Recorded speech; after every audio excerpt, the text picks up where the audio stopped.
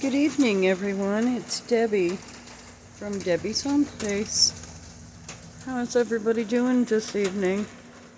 It's early evening, maybe around 4:30, 5. I didn't know. I don't even know. I didn't check the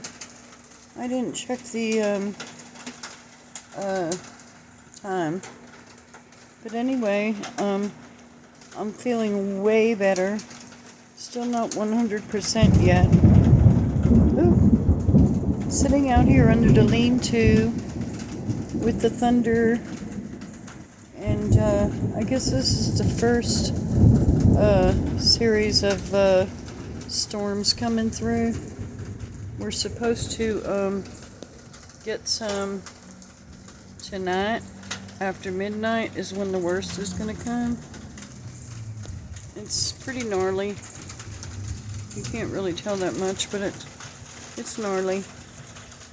And but it's cooled down, the wind's blowing. And it's pretty cool. I love listening to the rain.